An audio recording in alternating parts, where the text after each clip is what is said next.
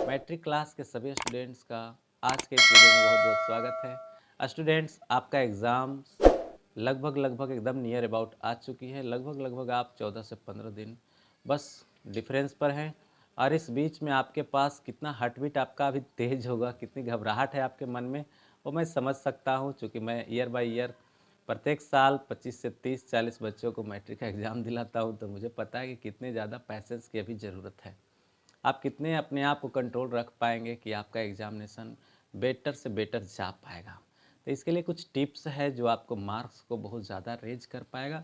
अभी short tricks की बहुत ज़्यादा ज़रूरत है ताकि आप अपने एग्जामिनेशन की तैयारी के लिए बने रहें। तो मैं आपको एक सिंपल सा और बहुत ही सरल तरीका बताता हूँ।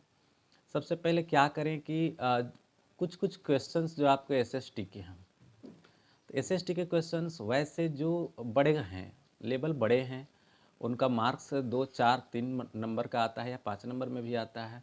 बड़े क्वेश्चंस हैं, दीर्घोत्तरीय हैं, वैसे क्वेश्चंस के पॉइंट आउट्स को आप बराबर रिमेंबर करते रहें, लिखते रहें, देखते रहिए, घबराइए मत, आराम से बनेगा।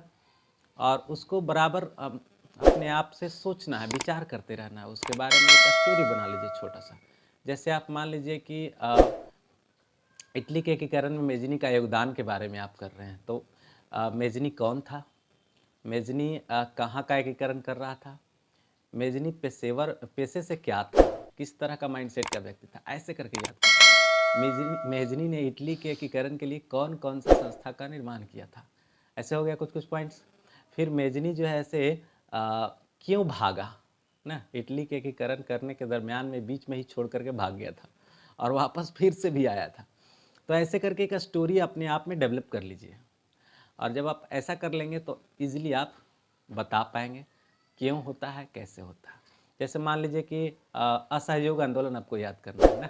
गांधी जी ने असहयोग आंदोलन कैसे किया था, कब किया था, क्यों किया था और उसका इफेक्ट क्या हुआ और किस घटना के बाद ये हुई थी। तो इसमें मुख्य मुख्य जो बातें हैं, पॉइंट आउट जो मैं आपको बता सकता हूँ, इजीली आप रख सकते हो रिमेंबर में। जैसे आपका हो गया कि जालियांवाला बाग हत्याकांड जो 1919 में हुआ, जो कि रॉलेट एक्ट लगाने के कारण हुई थी जालियांवाला बाग हत्याकांड। और इस बड़ी घटना ने पूरे भारतवर्ष के सभी राष्ट्रवादियों को हिलाकर रख दिया था और किसी में अब हिम्मत नहीं पड़ रही थी कि अब क्या करें क्या करें। तो ऐसे में गांधी जी ही आगे बढ़े और उन्होंने असहयोग आंदोलन लगाने के लिए घोषणा किया। 1920 में असहयोग आंदोलन लगाकर देश में एक बहुत बड़ा वो राष्ट्रवादी संघ की स्थापना कर दी। एक तरह से कहिए कि राष्ट्र प्रेमियों की संख्या बहुत ज़बरदस्त बढ़ा दिया। लोगों में राष्ट्र प्रेम की भावना इतनी तीव्र हुई कि लोग गांधी जी के साथ एकदम अटैच्ड हो गए, लोग जुट गए। जैसे गांधी जी ने कहा वैसे सुनते गए लोग, उनकी बातों को मानने से इनकार नहीं किया और संख्या इतनी तीव्र गति से बढ़ी जैसे अब लग रहा था कि एकदम स्वतंत्रता तो बड़ी नज़दीक आ चुकी है। और अंग्रेज भी देख करके दंग रह रहे थे, उन्हें भी डर सा लग रहा था कि पता नहीं क्या करने वाले हैं गांधी जी, कुछ समझ में नहीं आ रहा था और सारे इंडियन उनके साथ चल रहे थे। डैट मीन्स कहिए कि आज़ादी की हुंकार एक तरह से 1920 का यह असहयोग आंदोलन था। तो ऐसे करके आप यदि याद रखेंगे तो कभी एक गड़बड़ नहीं होगा और आप आसानी से 10-20 लाइन 50 लाइन भी लिख पाएंगे आसानी से ना। हिंदी का एक क्वेश्चन बताता हूँ, बड़ा ही कॉमन क्वेश्चन आने वाला है हिंदी में एसे के रूप में, कोविड-19 आने वाला है ना। तो इसके महत्वपूर्ण पॉइंट्स आप ऐसे ही याद कर सकते हैं, सब कुछ आप देखे हैं ना, आपके मतलब सामने यह घटी हुई घटना है, डर, वो खौफनाक दृश्य, लॉकडाउन, ये सारा कुछ देखे हैं। मोदी जी ने कब कब जो है ऐसे लॉकडाउन कराया, कैसे कैसे लोगों ने स्कूल से दूरी बनाया, कैसे अपने रिलेशनशिप को भी नहीं आने दिया या रिलेशनशिप में नहीं गए, कैसे आप सोशल डिस्टेंसिंग मेंटेन किए, कैसे मास्क का यूज किए, सैनिटाइजर यूज किए, कितना डर था, खौफ था आपके मन में ये कोविड-19 को लेकर के। और कुछ लोगों में तो ऐसा भी डर था कि उनके जीवन कैसे चलेगी, कैसे रोज़मर्रा की जो ज़रूरतें हैं वो कैसे पूर्ति होगी, कुछ समझ में नहीं आ रहा था। खास करके वैसे लोग जिनकी दुकानें बंद हो चुकी थी, जिनका जो संस्थान था वो बंद हो चुका था, जैसे स्कूल बंद हो चुके थे, रेस्टोरेंट और सिनेमा हॉल बंद हो चुके थे। ऐसे ऐसे चीज़ें जो हुई घटना, तो ये सारी चीज़ें तो हमारे आंखों के सामने हुई थी। तो चाहे वो इंग्लिश में आ जाए या हिंदी में आ जाए, उसमें हम फाड़ करके रख देंगे, पूरी तरह से गर्दा उड़ा देंगे अगर ये आ गया तो। और देखिए अभी जस्ट आज ही इंटरमीडिएट का एग्जामिनेशन हुआ इंग्लिश का, उसमें आया है राइट सम लाइन्स और राइट एन एसे ऑन कोविड-19। तो आज बच्चे लिखे भी हैं कई सारे लोग, तो सब कुछ देखा हुआ घटना है, इसको लिखने में कोई भार तो है नहीं, आसानी से लिख सकते हैं। तो कुछ ऐसे-ऐसे क्वेश्चंस जो अब आ सकते हैं, चांसेस हाई हैं, उसको देखते रहिए। मैथ में क्या देखेंगे, पाइथागोरस प्रमेय देख लीजिए, थेल्स प्रमेय देखते रहिए, मज़ा आएगा। ऐसे-ऐसे चीज़ों को देखिए। फिजिक्स में क्या देखिएगा, आप फिजिक्स में देखिए प्रकाश के परावर्तन के नियम्स को देख लीजिए।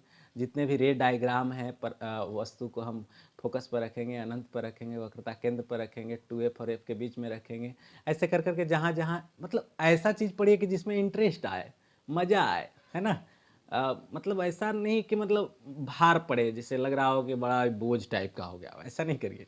बायोलॉजी में पढ़िए, डाइजेशन सिस्टम पढ़िए, कैसे पचता है भोजन। भाई एक दिन पचा के देख लीजिए, खाते हो, फिर जाता है अमाशय में पहुंचता है ग्रास नली से होते हुए, फिर आपका कहाँ गया भाई, तो अमाशय से कहाँ जाएगा, बड़ी आंत, छोटी आंत में सीधे जाएगा, छोटी आंत में फाइनली डाइजेशन होगा, डाइजेशन के बाद जो कचरे होंगे बड़ी आंत में जाएगा, बड़ी आंत से कहाँ हो जाएगा, कचरा बाहर चला जाएगा, पानी वगैरह जो होगा वो सब बेकार किडनी में चले जाएंगे, वहाँ पर रिफ्रेशन होगा, यूरिन के रूप में आउट हो जाएगा, और जितने भी पोषक तत्व थे छोटी आंत में ही ब्लड को दे दिए। ऐसे करके याद, मजा आएगा कि नहीं आएगा?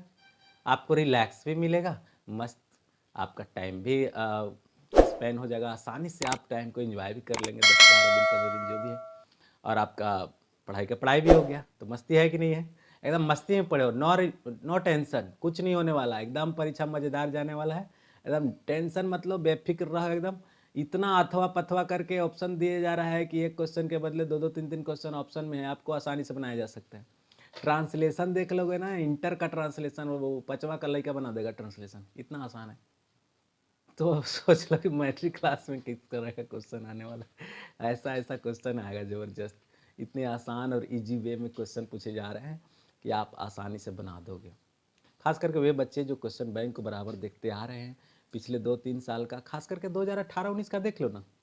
जिस बच्चे ने अभी तक कुछ नहीं किया, 2018 का दो चार क्वेश्चन 10 क्वेश्चन पढ़ लो बस, कुछ नहीं होगा, एकदम पास करोगे। 60% से एबव मार्क्स आपका आ रहा है, एकदम रेडी रहो, 7% से ऊपर नंबर आएगा।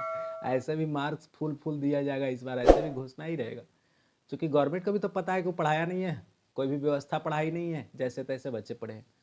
तो इस कंडीशन में, इस सिचुएशन में किसी न किसी प्रकार से मार्क्स तो दिया ही जाएगा। समझ में आ रहा है कितना इजी है इस बार परीक्षा पास करना? तो इसलिए एंजॉय करो, बेफिक्र रहो। और जितने भी सब्जेक्ट आपके हैं, संस्कृत देखो, संस्कृत, अरे नीति श्लोक जो आपको दिया गया है, षड दोषा पुरुषेण हातव्या भूतिमिच्छता निद्रा तंद्रा भय क्रोध आलस्य दीर्घ सूत्रता, ऐसा ऐसा वाला पढ़ो ना, कितना मजा आता है। उसमें जितने भी दिए गए हैं निर्देश वो सब पढ़ लो भाई, है ना। और फिर आप उसमें कर्णदान वीरता को पढ़ लो, एक कहानी है। इसके बाद और भीष्म प्रतिज्ञा करके है, वो देख लो, पटना के बारे में देख लो। एक जो आपको दिया हुआ है, क्या बोलते हैं, कि आलसियों के लिए जो एक वीरेश्वर नाम का मंत्री था, वो क्या क्या किया, वो सबको पढ़ो ना, देखो ना कितना अच्छा लगता है। सब कहानी तो ऐसे ही याद रहता है फ्रिक्वेंटली। ठीक है, तो आशा करते हैं आपको वीडियो अच्छा लगा होगा, मज़ा आया होगा, और आप ऐसे ही आप इंजॉय करते हुए अपने विषय को पढ़ेंगे, रिलैक्स होकर के पढ़ेंगे। और सरस्वती पूजा आ रही है ना, जम के पूजा करिएगा, खूब बढ़िया से पूजा करिए, एकदम 70-80% वाला पूजा करिए, समझ गए, एकदम मस्त नंबर आने वाला है। डोंट टेक एनी टेंशन, किस तरह का टेंशन नहीं है। देख लीजिए आपकी परीक्षा के जस्ट 1-2 दिन पहले सरस्वती पूजा है, तो सरस्वती जी भी आपके ऊपर विराजमान है, आपके दिमाग मनोमस्तिष्क में बने रहेंगे, आपकी परीक्षा को बेस्ट से बेस्ट ही ले जाएंगे। धन्यवाद, थैंक यू।